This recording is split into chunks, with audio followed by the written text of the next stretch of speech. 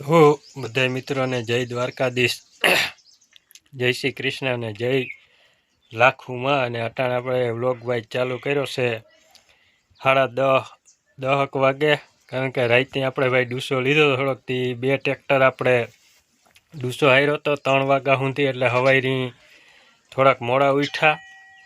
અને અટાણ થોડુંક ગુંદરી ભાઈ 2-3 મજૂર હે હુકાઈ ગયું હે, હાવતી ભેગું થઈ જાય. મિત્રો ડૂસો ને થોડો ખારો એટલે ખ્યાલ ને ઉડે ને એટલે ડાયરેક્ટ સીધી હે ને ગળામાં અસર થઈ જાય ખ્યાલનો, ને થોડોક લાગે એટલે આખે હે ને ભાઈ શરદી જેવું ડાયરેક્ટ થવા માંડે. પાછો અટાણે વ્લોગ આપણે ચાલુ કર્યો છે સાંજના 7 વાગે, અને વ્લોગ આપણે ભાઈ વધારે અહીંથી ઘરેથી જ સ્ટાર્ટ કરવાનો હોય છે. અને હવે હમણાં ભાઈ નવા જ વ્લોગ આવીએ હવે આપણે પાછા. ચાલો ડાયરેક્ટ હવે હમણાં તો હવે મળીશું સીધા આપણે સપ્તાહના ગ્રાઉન્ડમાં. અને જો તમને આરતી હમણાં સમજાણી હશે, કૃષ્ણ અને રામ મંદિર ભાઈ ઘર પાસે જ છે. અને ચેનલમાં નવા હોવ તો સબસ્ક્રાઈબ કરી નાખજો ચેનલને. ને ભાઈ આપણે કીધું પ્રમાણે ભાઈ રાતથી ખરેખર ડૂસો હારી લીધો. આ ખ્યાર થોડોક ને શરદી એટલે બીજી રીતનો થોડોક ખબર પડતી હશે તમને અવાજમાં.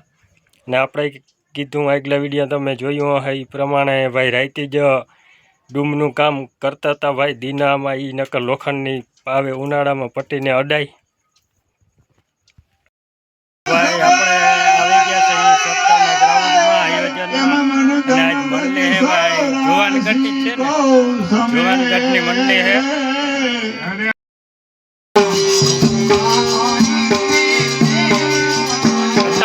ભાઈ આવા જોનવાણે હે ને ભાઈ કીર્તન સાંભળવાય ના જડે. જુવાનગઢની મંડળી હે, કાયમ અલગ અલગ મંડળી હોય.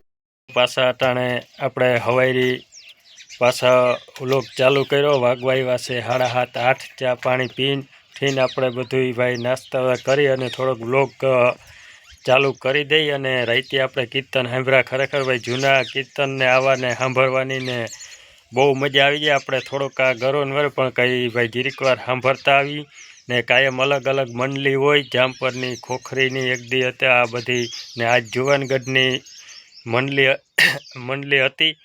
તો કાયમ મંડળી ભાઈ અલગ અલગ ને ચાલુ જ હોય. અને ભાટિયા પરિવાર તરફથી ભાવભર્યું બધાને આમંત્રણ જ છે સાંભળવા, ભાગવત સપ્તાહ અને પ્રસાદી લેવા આવી જવાનું. અને આ વિડીયો હવે અહીંયા જ પૂરો કરી નાખી. પાછા મળ્યું નવા વિડીયો સાથે. ચેનલમાં નવા હોવ તો લાઈક, કમેન્ટ, શેર ને સબસ્ક્રાઈબ કરી નાખજો. જય દ્વારકાધીશ ને બધાને જય લાખુમાં.